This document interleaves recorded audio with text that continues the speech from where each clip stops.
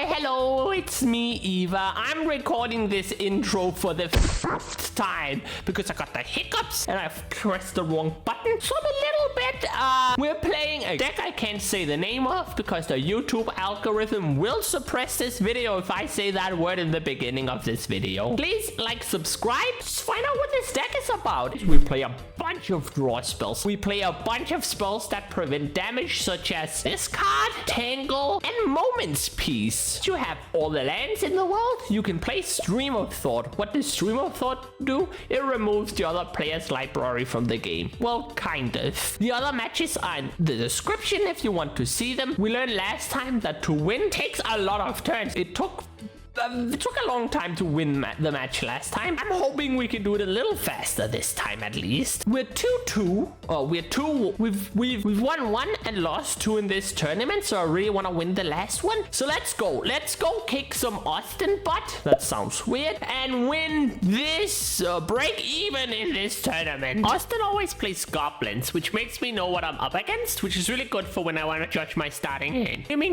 What do you mean you're not playing goblins? Anyway, I have everything I need in my hand. I have lands, ways to find lands, a way to prevent all combat damage, and a way to draw more cards. I couldn't ask for a better 6-card hand. Could ask for a 7-card hand at least. Well, and these are the 6 cards that will win me this game. As always, I can't lose a die roll, and I go first. Play my island and a preordained scrying 2, then drawing a card, which sets up my hand really nice and can make sure that whatever my opponent is playing, I'll probably have some sort of answer for it. I'm using this preordain to make sure I get a 3rd land drop. If I can get up to 5 lands without using the Lorien reveal, suddenly I have a very powerful draw spell I can use later. Austin plays Hickory Woodlot, which enters with 2 counters on it. Whenever you tap it, you remove a counter. If it has no counter, it dies. But it taps for 2 green. It also enters tapped. But this tells me she probably plays a deck that puts more counters on the things by using Proliferate. I play a 2nd island and I pass the turn because that's what Turbo Fuck do. I'm a little worried that Austin is playing Poison Storm, which is a deck that uses these lands, that it gives you a poison counter and starts proliferating.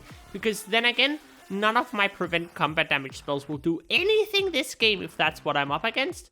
So I'm very nervous about seeing what Austin does next. She taps the land, removing a counter, and now she has 2 green mana for her turn. She spends those 2 green mana on a Duskshell Crawler? I've never heard about this card before. It's a 0/3 that comes into play. It puts a +1/+1 counter on target creature. It gives all creatures with +1/+1 counters trample. I'm very happy about that, because that doesn't seem to be a Poison Storm thing. And I can just play this Frantic Inventory, drawing a card. A creature that deals damage is exactly what I want to see. This isn't some sort of shenanigan, destroy me with something that isn't combat damage deck.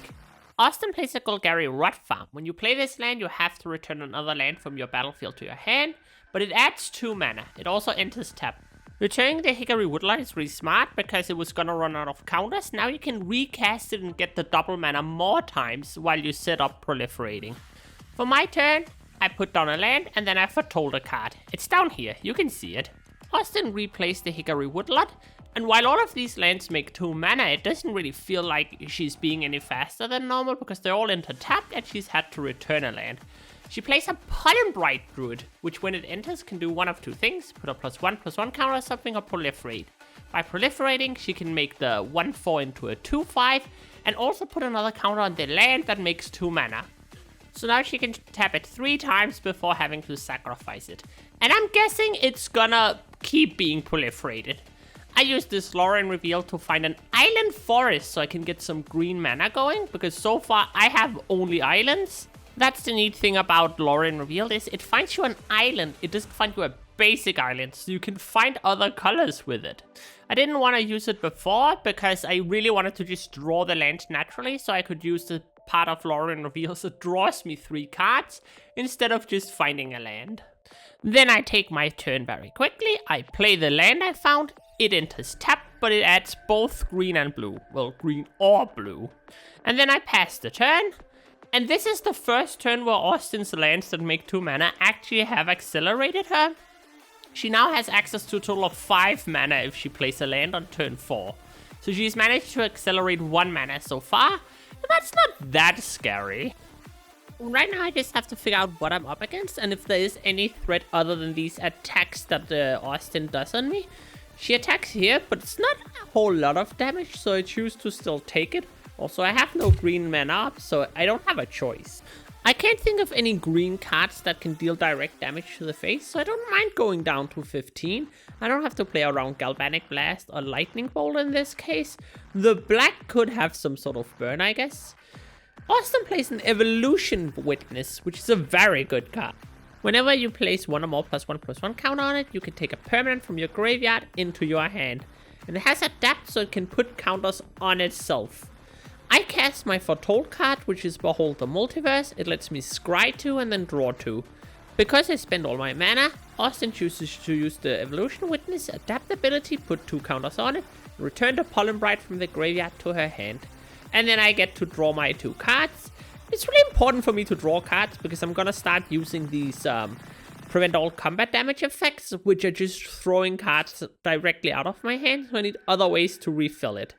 I play a land that taps for both blue and green, and it can tap for 4 mana to scry 1. It's right down there outside the camera view. I'm sorry the camera couldn't get any higher. I'm working with what I have at, my local game store. Maybe I should turn the camera the other way. I'm not sure yet. No, that was way worse. Austin attacks for 7, and I cast Moment's Peace. It prevents all combat damage that we dealt this turn. And it has Flashback for just 3 mana, so I can do it again next turn. I take no damage, and now Austin has to figure out, does she have a way to deal damage to me that isn't combat damage?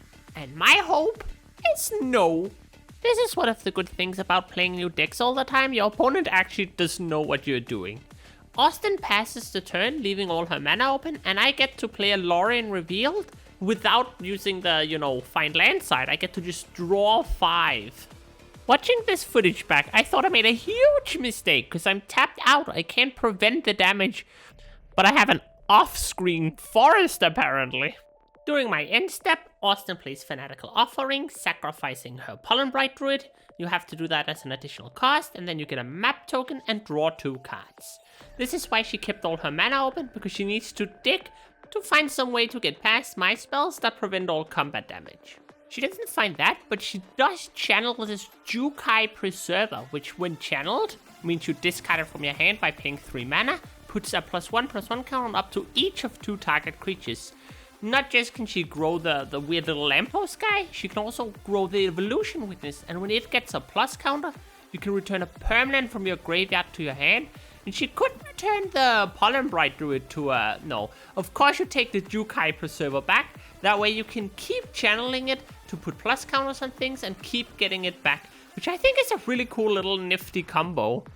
However, it's not a combo that frightens me because I can just keep, preventing all combat damage. So it doesn't matter how big these creatures become. I can just keep doing what I'm doing. She plays the Snakeskin Veil on the Evolution Witness to get back the Pollen Bright Dude, and in her turn I use a Fog so I don't have to worry about it being countered or anything. When I only have 1 green mana and a Fog, I want to use it in the upkeep just in case my opponent has something. And this is when I start feeling really confident. My opponent has a full hand and sweating about finding some way to play this game that can get past these spells I'm playing. It doesn't seem to, there are any plays she can make. She does play a Bayuga Bug, which gets rid of the Moment's Peace in my graveyard. So that's at least one of my Fog spells that she's gotten rid of that I can use. But I have so many more. Pollen Bright Druid comes down, making the team even bigger. The Evolution Witness triggers, but there are no permanents in the graveyard. Usually all these Snakeskin Whales and this Evolution Witness, they'll help, when I remove the creatures she plays because they become huge, to get them back or protect them. But I'm not doing that. I have no creature removal in my whole deck. It's good to be me. To find more things, she uses the map token from the Fanatical Offering on the Pollen Bright Dude, which lets her look at the top card. She can either put it into a graveyard or let it stay there. And she puts it into the graveyard because it's another creature, and that's not what you need in this situation. For my turn, I once again foretell a card. I can reveal that it's the same card as before. Behold the Multiverse, form on an instant that scries 2 and draws 2. And then I pass the turn, and I have a secret little trick here.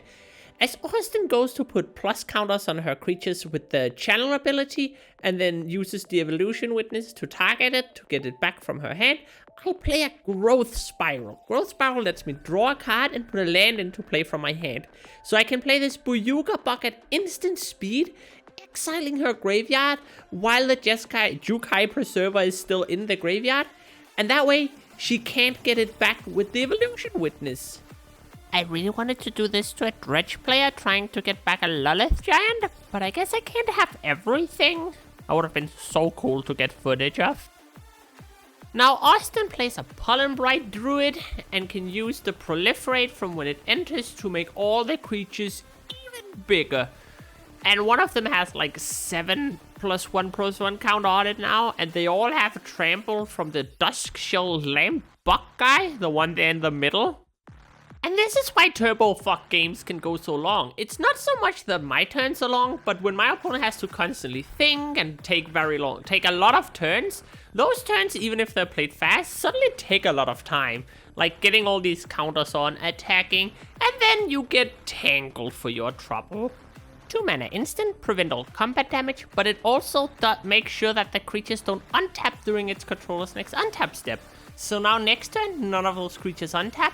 She doesn't really have any creatures that pose lethal threat, so I could just not use a Fog next turn and tap out for something like Lorien Revealed or drawing a bunch of cards. Now, she plays some green creature, and I have never seen it before. It's a 3 mana 3/3 that when it enters, look at the top 4 cards of your library. You can put a land from them into your hand. If you choose not to, you get to Proliferate. I call it the Proliferate Pig. And I love him. My opponent doesn't find a land and chooses to Proliferate, and you know what? I decided it's time to start helping her because it takes so long to turn all these dices, so I might as well give a hand, you know? And now it's the Turbo Fuck player's turn. You'll never guess what happens. She plays a land, I have to return a land when I do, and passes the turn. Now Austin remembers to not untap her creatures and robs me the joy of saying, hey, those don't untap. Which Devin let me do last time, and I'm very upset that Austin won't let me do it. Austin then plays another Pollen Bright Druid, proliferating all her creatures and her land, and you know, I might as well help out again. We need to get this going. I don't want to lose on time in a final match, possibly. And then she attacks with what can attack, and you know what? It's fine. I'll go down to 8 because I'm not that afraid of taking a little bit damage. It doesn't seem like there's any burn in this deck, so even at 8, I'm fine. At the end of Austin's turn, I play my Foretold card. It is Ball the Multivert again, and I'm using it so I can restock my hand and make sure I have all the fog effects I need, and I can find more draw spells. It's very important with this deck that you need to remember you're constantly going down cards in your hand, and you can't actually run out of cards. The one way you'll lose a match like this is by folding to yourself by drawing too many draw spells or drawing too many fog effects. But that's why Multiverse is really good, and it's also why Preordain is really good, because they let you look at the top and then make choices about what you get to draw, and if you make the correct choices, you'll always have enough of everything. Almost always. Now I am starting to get near having enough mana that Stream of Thought could possibly mill Austin out, and I have to start digging for it. I think I already have one in my hand, but I will likely need way more mana or need to draw 2 of them to actually win the game. For Austin's turn, she's learned from the Tangle and attacks with a single creature this time. Just enough damage for it to be lethal, because that way if I have a Tangle, she can still have lethal next turn. This means I have to just use a regular Fog to prevent all the damage, instead of something like a Tangle that would be less good. Then I play a Weather the Storm. I Arcane Denial one of the copies of my Weather the Storm. I gain 3 life going to 18. That was really bad math. I gained 6 life going to 11. I both counted the storm wrong, and then for some reason 3 plus 8 was 18. In my upkeep, I draw 4 cards. Arcane Denial says that I draw a card, and then the controller of the spell I countered draws 2. But I countered my own copy of Weather the Storm. This way I both gain life and I get to draw 3 cards in my upstep. This is a really fun little combo and one of the reasons I want to play this deck. Normally countering your own spell would set you back in card advantage, but because you are countering a copy of a Storm, we still get a good amount of the effect of the card we countered, and that's really cool. I also played a land that gained a life, and then I passed the turn. And now Austin has to consider how she can possibly win this game. And she's also probably wondering, how does she lose the game? She does actually ask if she's running me out of fogs yet, to which I just look at her and say, no. I am slowly becoming too confident. I'm entering my villain arc. For this turn, Austin has to consider what she can do. And what she can do is swing with 1 and hope I'm lying about how many fogs in my hand. So she attacks with 1 creature that's big enough to kill me. Again, actually playing around the Tangle, which I think is really smart. But I have a Moment's Peace again. And now she knows I at least have another fog, because that one has flashback and I can play it again next turn. But you know, there's nothing she can do other than Soldier On. Then I play Frantic Inventory, it draws 1 card. Then I play Frantic Inventory, it draws 2 cards. And then I play Growth Spiral, it draws 1 card and puts a Simic Growth Chamber into the battlefield. And then to finish it off, I drew a Frantic Inventory, which then draws 3 cards, making sure I drew 7 cards in her end step. So definitely I have enough fog and stuff, but that was a really fun turn to just tap out for draw spells. It is every Magic's player's dream to just draw so many cards. It feels really good to draw cards. I love drawing cards. It's my turn, and I play a land. I now have so many lands, you can't see the 5 lands I've tapped to play this Lorien Wheel to draw 3 cards. They're all down south out of view, but you can see the next land I tap at the very least to play Growth Spiral, draw yet another card, and put another land into play. For the next match, I will definitely zoom the camera out just a little bit. Now, one thing is we're both actually having a lot of fun. Building up a huge board like that is immensely fun, even if you can't really do anything with it. You just kind of have to hope you have something in your deck, and then you start thinking about sideboard. I do think for time's sake, maybe in this situation, if you know you can't do anything, conceding is in your favor, because you don't want to end up in a situation where you get a draw if you win the next one, and then there's time for the final match. Austin proliferates some more, making her board even bigger, and suddenly she has like 10 tens over on her side of the field. I don't really keep track of how big or how strong the creatures on her side is, because it doesn't actually matter to me. But it's a lot of power over there. I can imagine that this deck has some fun matchup against stuff like, what's that called? Writhing Chrysalis, when you suddenly just overpower it in size. But I wonder if it's fast enough. It looks like a very fun deck. I might play it sometime. For Austin's turn, she plays another Hickory Woodlot. And that's also really good, as you have seen. It can tap for 2, even if this deck was kind of slow. I can imagine it can enable some very fast early turns with this deck. It's time to proliferate again, and here we see it close up. The creatures getting another little counter that they can't use for anything, because they don't get to do any damage. And then the attack with the same 2 creatures, just to play around the Tangle.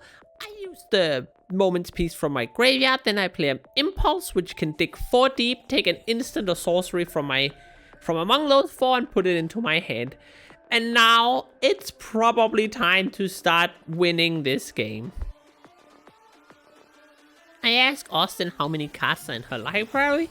It's actually not that important, because I know I most likely will need both my Stream of Thoughts to mill her out. Then I start counting my mana to find out how many of those cards I can mill this turn. But the important thing is that I don't tap all my green mana. I need green mana to cast a fog next turn, or a tangle, you know, a fog effect. So I very responsibly tap all my mana for a Stream of Thought. And we can see my opponent, she's looking through her sideboard, planning for what to put in the next match. And she's asking what could she even put in. I don't actually know. I can't imagine what she has in her sideboard. If you're smart, you could look right now.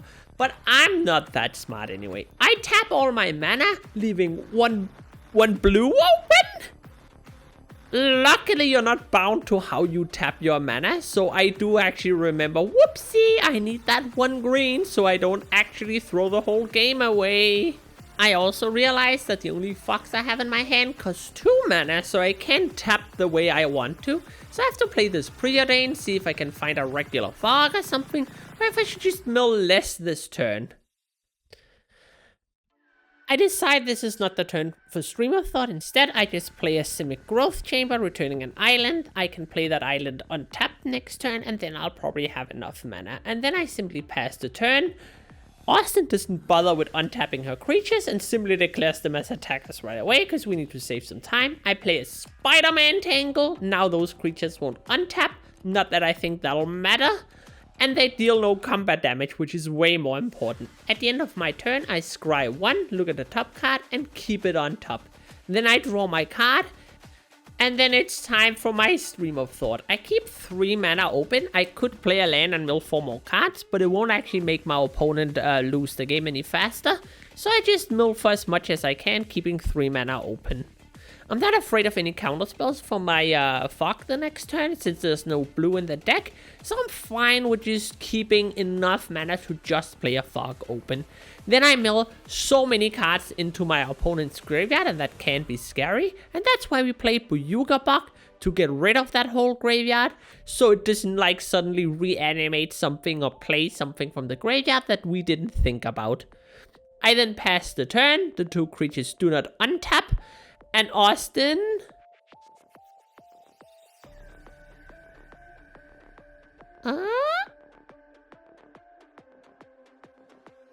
attacks.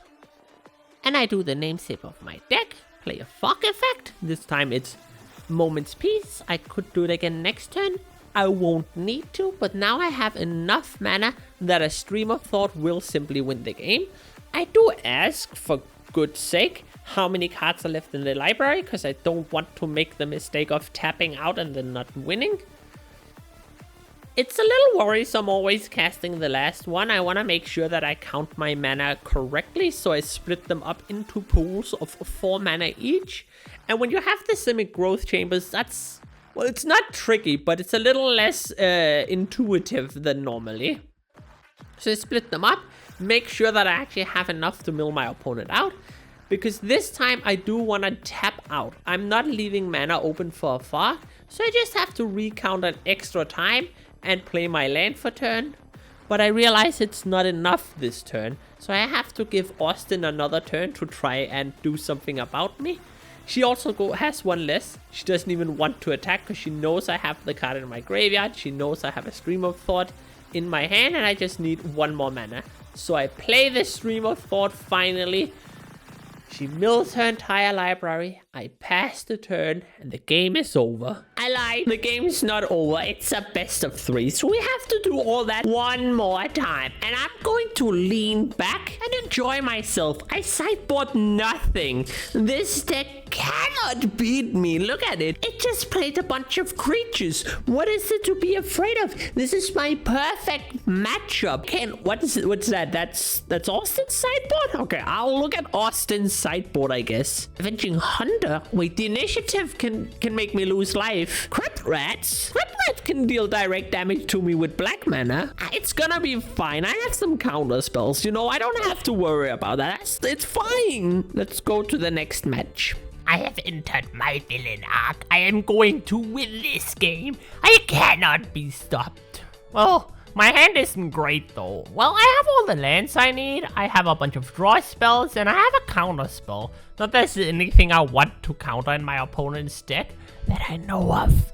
I don't know about the sideboard yet. The only thing I really need is, you know, some sort of fog effect so I can stay alive, because her deck just seems like it can make some very big creatures. Second match, I just need to win this one and I got it in the bag. The problem is I have no imagination for my opponent's sideboard. But I start with a forest. Actually, my opponent starts with a Hickory Woodlot and then I play a forest, playing my land for turn. And she immediately goes into a peat bog for her second turn, which means she has like 5 mana on turn 3. But I'm not nervous at all. The first match went so easy.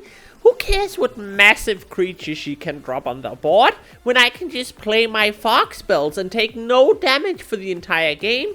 So I can't wait to see, like, what is this silly creature that comes down. She starts with a Pollen Bright Druid, which keeps her lands alive because she can proliferate the counters on the lands. And then when they tap, they'll go one down, but they'll still have more. I play my Simic Growth Chamber. I do my 4-3 split of the hand to check that I only have 7 cards. Because I mulliganed, I only have 7 cards. If I hadn't mulliganed, I would actually be up to 8 and have to discard something now. Now, I had an Arcane Denial I could have kept up this turn. That's probably gonna maybe be relevant. My opponent taps both her lands, adding 4 mana to her mana pool. I'm very happy she didn't have a land drop, because then she put up to 5 on turn 3. Being on 4 on turn 3 is not that scary, as she didn't have a land drop yet. But she does play a Malevolent Rumble, so she can find a land if that's what she's missing. And it also rams her, because you get a 0/1 Eldrazi token that can sacrifice to make a colorless mana. She shows a bunch of lands on the Malevolent Rumble, and she can pick one of them and put it into her hand. She is still floating 2 mana, and she will also get an Eldrazi Spawn token. She still has another 3 mana, and she's picked a basic forest. She can play that, meaning she has 4 more mana for this turn. So I don't want to really know what she's gonna cast next. I hope it's something that doesn't threaten me yet. I would like, oh, it's another Malevolent Rumble. That's kind of silly, rumbling into your rumbler. She very quickly shows me 4 cards, and even quicker she picks the Proliferate Pig. Now, I'm not scared of a Proliferate Pig, but it's very good here, because it keeps both of those lands going for a while longer. And she can technically play it this turn if she wants to. She just has to get rid of all the, what are they called? Eldrazi spawns. Instead, she plays a Thirsting Roots, which is just a 1 mana spell that lets you proliferate. Attacks me for 1, and I go down to 19. Now, it's my turn 3, and I am a very fair Magic player. I play my 3rd land. Well, I only have 2 lands in play, but it is my 3rd land I play, so I stand by that. And then I foretell a card. It will not surprise you that that's Beholder Multiverse. It is the only foretell card in the deck, so there's no, like, mind games you can play with your opponent like that. And then after playing my land, and actually almost casting a spell, I pass the turn back, and my opponent, she starts counting her mana. She has like 7 mana for her next turn, and that's without counting a land drop. She taps 5, 7 of them, and I don't know what comes down. It is the something Hydra, Nyx Spawn. You can play it in 2 ways, either normally at green and X and comes as a 0/1 with X +1/+1 counters and reach your trample, or you can bestow it for an extra green mana. It becomes an enchantment on one of your creatures. That creature then gets bonus after this creature's power. So she gave her Pollen Bright Root +5/+5 and trample. Now, I got out to 13, which I don't mind so much, because I can take some damage for now, and then I can start playing all my weird fuck effects. Now, I do need to draw some more cards, because I need to keep hitting my land drops and draw spells. Luckily, I had to Behold the Multiverse from the last turn, which I will then cast, find my land for turn, and feel good about myself. And I know my opponent's deck now. I know it doesn't have a whole lot of burn, so I'm not afraid of taking like another hit from that elf. But if she has another Nyx Spawn Hydra, I guess I need to keep a fuck open here. Also, I had to discard to hand size. I don't like my impulse anyway, but it is kind of weird to be this stuck on lands. You have to, like, dig this deeply. Luckily, I have a Lorien Revealed in hand, so I can use that in her end step to go find an island for the next turn. And she kind of knows that that creature there probably will never deal damage to me again. But she plays another Proliferate Pig, looks at all the cards. I assume she doesn't want any of them because she just wants to proliferate. Because at this point she actually even has a creature to make bigger. And she needs to save that land that would otherwise die. She attacks, I use 2 mana, and I play my Spider-Man Tangle. I think that was actually the wrong play looking back. I should have cast a regular Fog, and then also used my Island Cycling. Assuming you just draw a land is kind of crazy, but then I can just do it on my turn to find this Island Forest, play it, and then I still have 3 mana open. And I won't be attacked again by that Nuxborn Hydra enchanted Pollen Bright Druid. That's a long sentence. Before her turn, my opponent tries to channel the Jeskai Preserver, and I think, I should counter that with my Arcane Denial, because I need the card draw from it to go find a land. And my opponent points out this is an activated ability, and I whoopsie my little counter spell back into my hand. Now this isn't technically a take backsy, it's just that I couldn't do the thing I tried to do. Now it was also a terrible spell to counter, I think, because it just buffs creatures, and that's the one thing I'm not scared of. Big creatures. Now, the problem is I have 0 lands in hand, and I need to hit my land drops every turn, so I really need to find some way to draw as many cards as possible, and that's why I wanted to use my counter spell on this. So, she tries to play Thirsting Roots to just proliferate, and her proliferating is fine. I only counter this because I want to draw cards. And that's a really bad approach to this right now. Normally you want to, if you want to draw cards off the Arcane Denial, counter your own spell. That way you draw way more cards.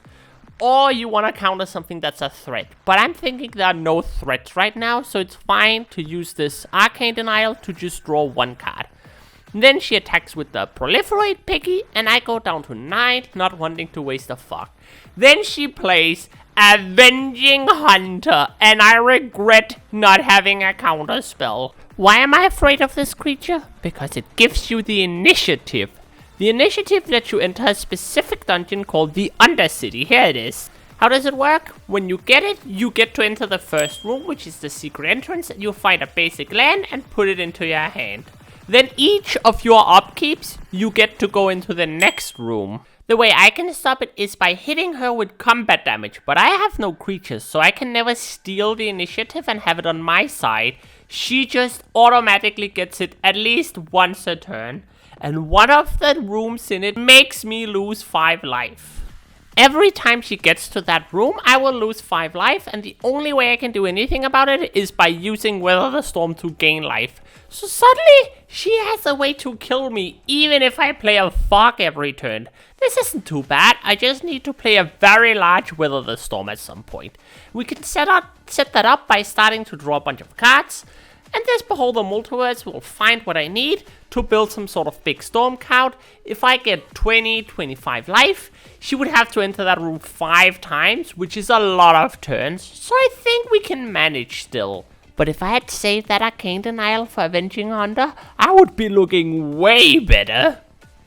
I'm also kind of regretting not fogging earlier in the game. If I had like 11 life or something now, I wouldn't be as pressured right now against that one, trap room. Because like right now she just needs to activate it twice. And that's still like 5 or 6 turns away though. So I think I'll be okay. It's her turn. In her upkeep, she goes into the next room, which allows her to put 2+1/+1 counter on up to 1 target creature. And she picks the Avenging Hunter. Now, because I had to tap out, I played the fuck in her upkeep, just in case she had some way to stop it. So this turn, she won't attack, because no attacks will deal any damage to me. And I can just sit here and wait for her to be done with her turn. For her turn, she plays the Evolution Witness. We know that one from last game. Whenever it gets a plus count on it, she can bring a permanent from her graveyard back to her hand, which is really good if you have Proliferate. It's also really good here because she has a Boyuga Bug in her graveyard, so she can start exiling my graveyard, which means any flashback things I have in it are now gone forever. And that was one moment's piece, which might eventually mean something. I cycle my Lorien reveal because I need another island. I cannot afford to miss land draws. I'm still struggling hard to find a land every turn. And next turn I'm gonna lose 5 life and go down to 4. And then the real clock starts where I have to gain life before she makes a full rotation in that dungeon. I play my land for turn. And then I also cast or I foretell a card. Which is once again, Behold the Multiverse. Then I pass the turn, go to her upkeep, and somehow she's venturing into the dungeon, and there's a trap in that dungeon that hurts me. But she's the one going into it, so why am I being hurt by the trap? Anyways, I lose 5 life in either case, and she attacks with just the Avenging Hunter, because that plays around my Tangle. So I use a Moment's Peace, putting it into my graveyard. I assume she doesn't have any more Buyuka bugs and no way to put her Buyuka bug into the graveyard to get it back. And then all combat damage prevented, and I'm safe at 4 life. What I'm afraid of are more Avenging Hunters. If she plays another one, she will venture through the dungeon faster because one of them will enter and put her one further down the dungeon. Instead, she plays a Fanatical Offering, sacrificing her Pollenbright Druid, which gives her a map and lets her draw 2 cards. Now she also has that Pollenbright Druid in her graveyard, so she can bring it back with the Evolution Witness. And I like the little machinery of this deck she has going. Sadly, that machinery is meaningless, and we're just me against the initiative now. And remember how I said I felt really comfortable? Well, I'm sweating. I'm sweating droves down my forehead, down my back, staring at this initiative. I did not consider the fact that this card could even be here. I've seen it before in some elf decks, so I should have predicted it to be here and kept that counterspell for it. But you know what? One card that beats me, I can figure that out. I play a land, I gain 1 life, and I'm up to 5. So if I can bounce that land and play it again, I'm safe for a long time against the initiative. I pass the turn, keeping all my mana open, and I feel good. She can play more Avenging Hunters, but it's still a while off before I die from the trap, you know? So I would feel even better if I had some sort of counter spell to counter more Avenging Hunters. She plays more of these sacrifice draw spells to draw a bunch of cards. And it does worry me because I don't want to see any more Avenging Hunters. It's the only way I can lose at this point. It doesn't matter how many creatures she puts into play or how much power she builds up. The fox will keep me safe forever against her. I just need to find a moment for my Weather the Storm that I have in hand. And then I think we're golden and good to go. It's her turn, because she did the draw spell in my end step. And she immediately goes to attack, knowing that she has to burn a fog in my hand every turn. And she still just attacks with the 1, because as we've learned, that's the right way to play. I use the Moment's Peace in my graveyard, because that plays around another Buyuka bug. If she draws it later, she could have exiled that one, rather than using the cards in my hand. And then I prevent all the combat damage, and she starts drawing more cards. Then I point out, you should have gone down the, the initiative, which lets her draw another card. Oh, there's also a final room, which we'll talk about in a minute. The final room is kind of really powerful, and it looks at the top 10 cards of your library. You take a creature from it and put it into play. It gets a bunch of buffs. If that finds another Avenging Hunter, then we're very close to entering the trap again. So I am on limited time by now.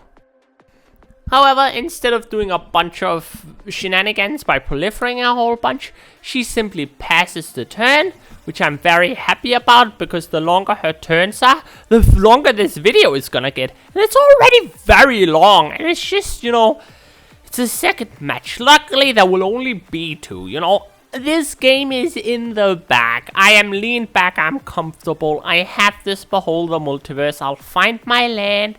I'll find another counter spell. Even if she gets some Avenging Hunter more, I'm gonna be fine. I have Weather the Storm to gain me a whole bunch of life. I'll just have to find a time on her turn where I can, draw a bunch. I also have another Arcane Denial in hand now. Now, Arcane Denial doesn't work against the room she's gonna enter now, because I can't counter the creature being put into play by an effect. This isn't a spell. She's not casting it as far as I know. She looks at the top 10, and I hope there's not an Avenging Hunter there. What's this? That's Crypt Rats. Now, I did show this to you during her sideboarding, but I didn't know this at this point. So I saw this Crypt Rats come in with plus counters, and I'm panicking. So Crypt Rat has an ability where you can use X mana. X can only be black, and then it deals X damage to each creature and player. Normally it's a 1/1, so it dies itself when you do it. But since it has 5 toughness now, she can spam 4 damage at me every turn, and I can't counter this.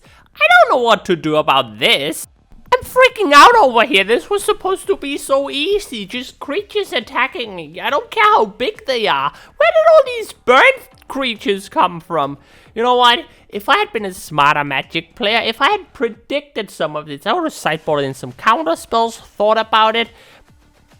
And honestly, that misplay of not getting to counter that Avenging Hunter with the Arcane Denial is really biting me in the ass, because it would also stop this rat from coming in for free with plus counters. Ah! Well, she attacks. We have to pretend that we are calm. And I play a fog. Well, a tangle, but it's a fog effect. I prevent all combat damage. And I live for now. Now I need a really, really big Weather the Storm to live. She passes the turn. She only has 4 black mana right now, so she can't actually kill me, because I'm at 5. But she will probably on her turn use that 4 mana to bring me down to 1. I will admit, during the game I was confused, because I forgot it was buffed. And I thought it would be killing itself when it used its ability. I passed the turn back.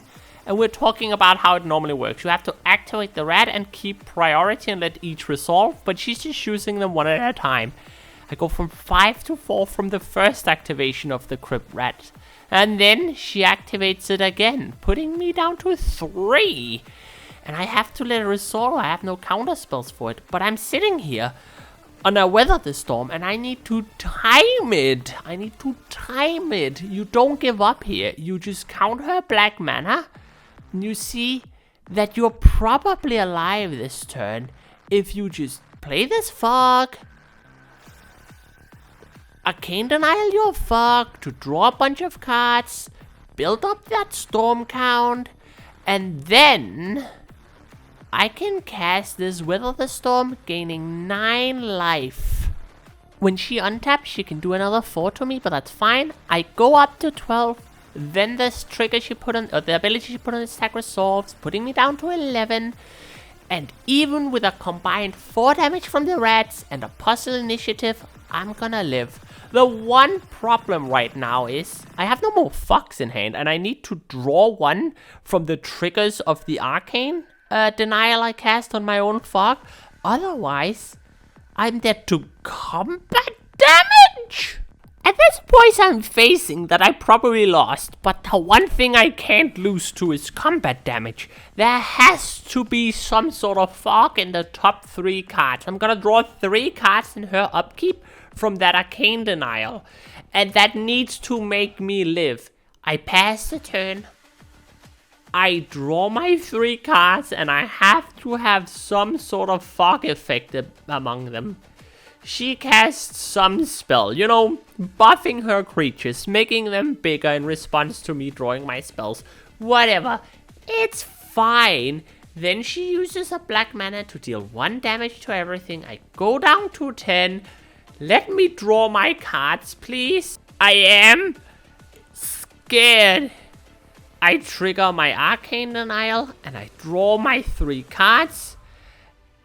And you'll never guess it. It's all lands. All those lands I searched for all game and couldn't find.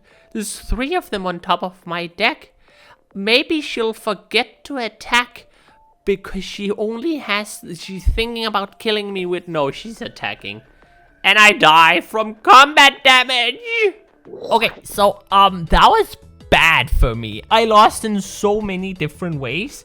That turn, King Hunter came down. I should have used my Arcane Denial on that instead of just trying to dig for lands with it. I can always make excuses for losing, and I will continue to, because you should.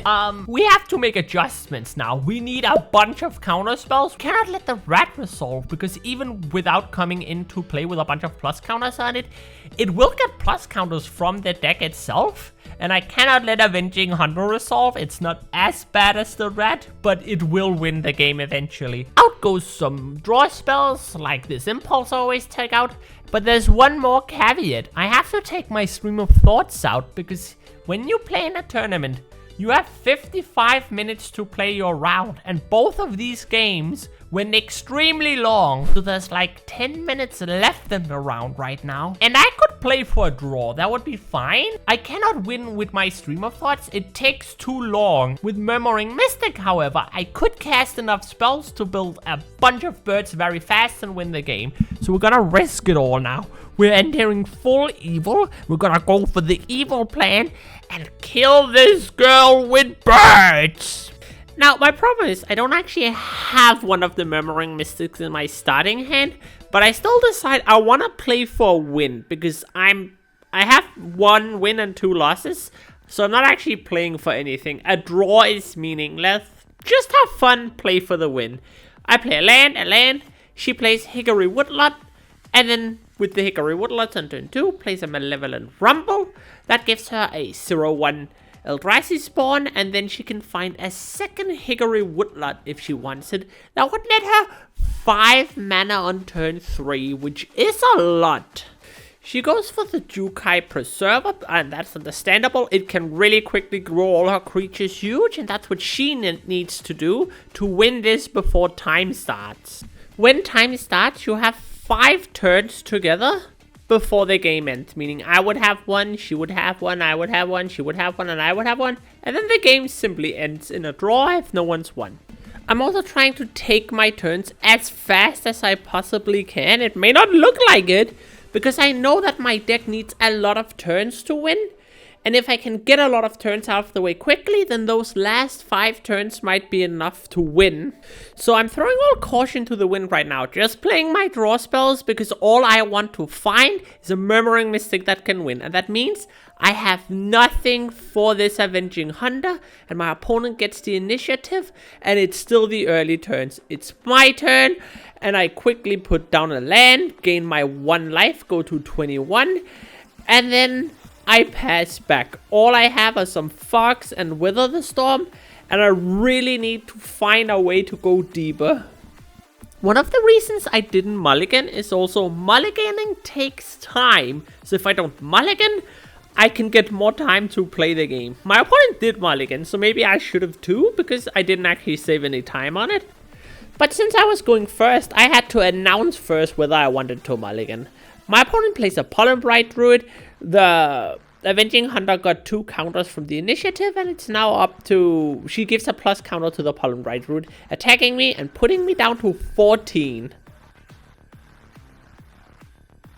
And then she passes the turn, and I'm stressed out. I need to play this turn fast, because I know I only have so much time before, there's time in the round. But I still haven't found a Murmuring Mystics. I could right now just start stalling out the game to survive with these Tangles and Fox and Wither the Storms. So I'm not super worried. My opponent plays a tap land, attacks me, I play the Tangle, and then she passes the turn. Look how fast that Tangle came out too. I am really trying to get this done. I cast a Wither the Storm, knowing that I need to right now, because I also need to survive. And I go all the way up to 18 again, and then it's my turn. I quickly draw my card, look at my hand, and then I think, okay, I need to draw. But I pass. I should have played that Lorien Revealed to dig for a Murmuring Mystic. But I'm thinking maybe I can get off a big Wither the Storm again.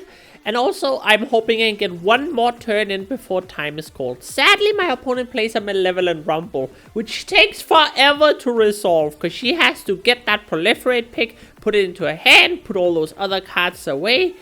And the token is just thrown at her from outside the game, which is funny. And then time is called, and there's 5 turns left. The bad news is I probably can't make a bird army big enough to win the game. The good news is I still have a couple of Fox in my hand, so she probably won't have enough turns to kill me either. Even though her board is huge, and the next turn she's gonna go into the part of the initiative where she gets another creature.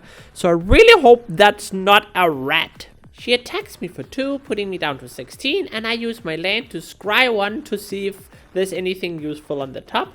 I find another land, I play it, I play Lorien Reveal to draw 3, and then I have a fucking hand to prevent all the damage next turn. And that's the first of our 5 turns. I play a fucking her upkeep so she doesn't have to attack, and I can waste another turn trying to keep this game, at a draw. She then enters the room of the 3 dead gods, or whatever it's called, and looks at the top 10, and I pray there's no rat. If I see a rat, I'm kind of in a bad position, but she looks, and there's no rat, but this creature, when it gets plus counters, she can then draw 2 and lose 2 life, which is fine by me. I'm just really happy it's not one of the rats that can burn directly to my face.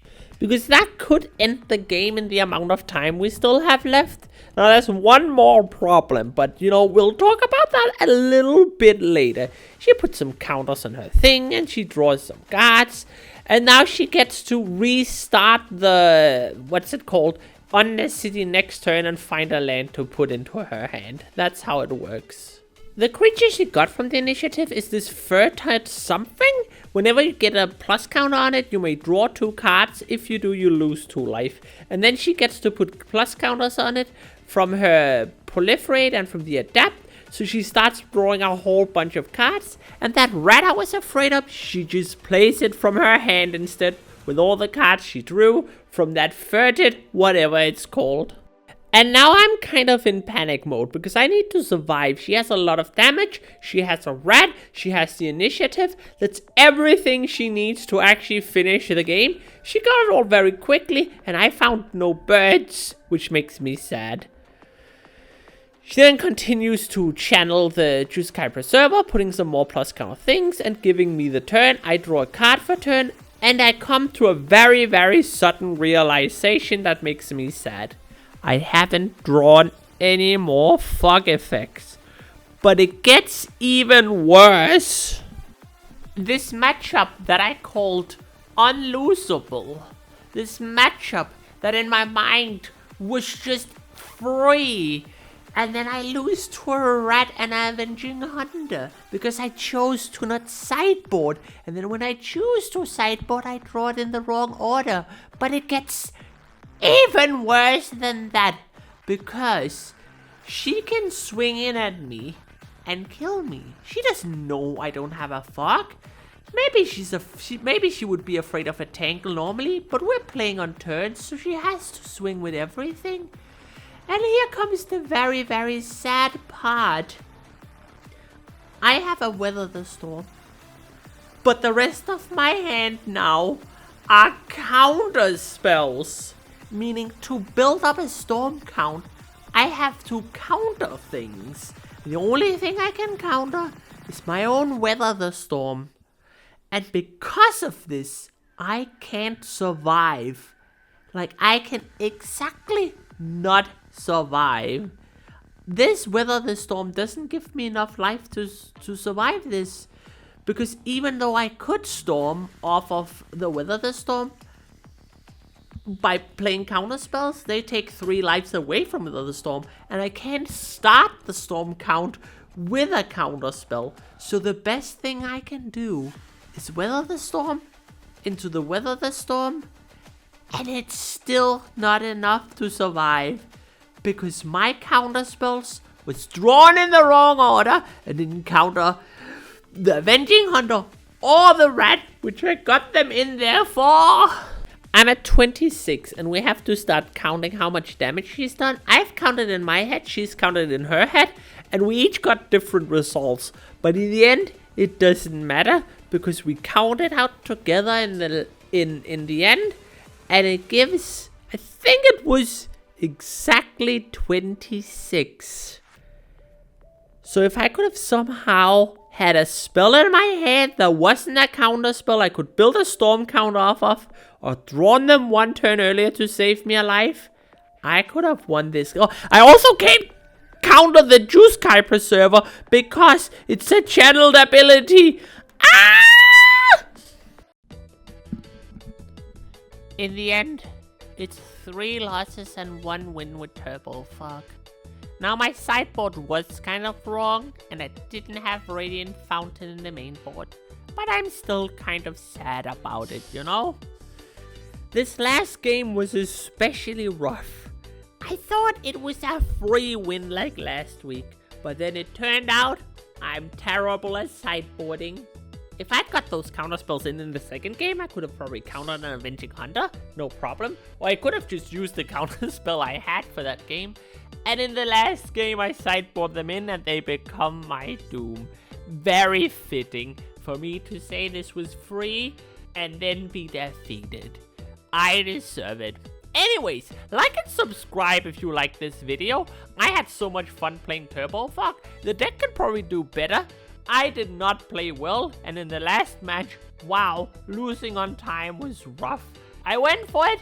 I should have just gone for a draw if I was playing more seriously. But we were just playing for who lost the least, you know? Anyways, see you soon. Bye.